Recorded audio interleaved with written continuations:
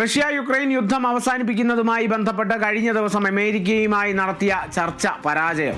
America നിർദ്ദേശിച്ച എല്ലാ കാര്യങ്ങളിലും ധാരണയായിട്ടില്ലെന്നും ചർച്ചയിൽ മുന്നോട്ട് വെച്ച എല്ലാ കാര്യങ്ങളും റഷ്യയ്ക്ക് അംഗീകരിക്കാനാവില്ലെന്നും റഷ്യൻ വിദേശകാര്യ വക്താവ് യൂറി യൂഷക്കോവ് അറിയിച്ചു. യുക്രൈന്റെ ഭൂമി വിട്ടുകൊടുക്കുന്ന കാര്യത്തിൽ റഷ്യ വിട്ടുവീഴ്ചയ്ക്ക് തയ്യാറല്ലെന്നാണ് അറിയിച്ചത്. അമേരിക്കയുടെ പ്രത്യേക പ്രതിനിധി സ്റ്റീവ് വിറ്റ്കോഫ്, ജാരഡ് കുഷ്നർ എന്നിവരുമായുള്ള ചർച്ച 5 മണിക്കൂറോളം നീണ്ടു. റഷ്യ യുക്രൈൻ യുദ്ധം അവസാനിപ്പിക്കാനുള്ള അമേരിക്കൻ പ്രസിഡന്റ് ഡൊണാൾഡ് ട്രംപിന്റെ ശ്രമങ്ങൾക്ക് തടസ്സം നിൽക്കുന്നത് യൂറോപ്യൻ രാജ്യങ്ങളാണെന്ന് പുടിൻ കുറ്റപ്പെടുത്തി.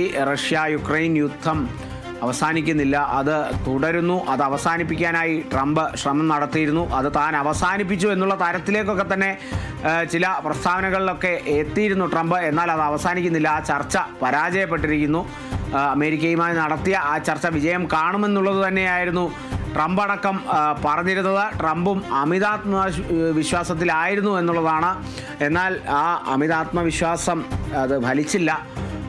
അമേരിക്ക നിർദ്ദേശിച്ച എല്ലാ കാര്യങ്ങളിലും ധാരണയായിട്ടില്ല എന്നുള്ള വിവരങ്ങളാണ് ലഭിക്കുന്നത്. ചർച്ചയിൽ മുന്നോട്ട് വെച്ച എല്ലാ കാര്യങ്ങൾക്കും റഷ്യ അംഗീകരിക്കാനാവില്ല എന്നുള്ളതും കൂടിയാണ് റഷ്യൻ വിദേശകാര്യ വക്താവ് യൂറി യൂഷക്കോവ് അറിയിച്ചിരിക്കുന്നത്.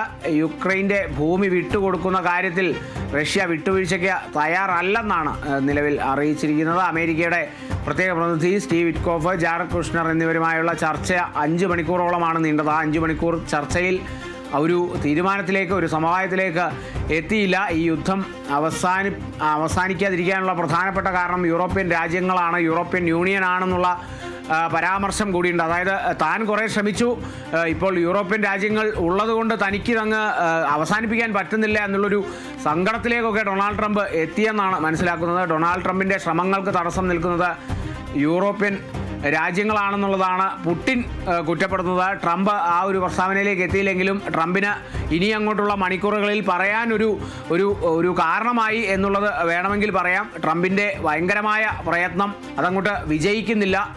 ഈ യുക്രൈൻ റഷ്യ സംഘർഷം, യുദ്ധം അവസാനിപ്പിക്കാനായി ശ്രമിച്ച ശ്രമങ്ങൾ ഒന്നും അങ്ങോട്ട് ഫലത്തിലേക്ക് എത്തുന്നില്ല എന്നുള്ള സാഹചര്യം കൂടിയാണ്. അമേരിക്ക മുന്നോട്ട് വെച്ച നിരവധി നിർദ്ദേശങ്ങൾ അത് പൂർണ്ണമായും അംഗീകരിക്കാൻ സാധിക്കില്ല എന്നുള്ളത് ചർച്ചയിലടക്കം പറഞ്ഞിരിക്കുന്നു എന്നുള്ളതും കൂടിയാണ്.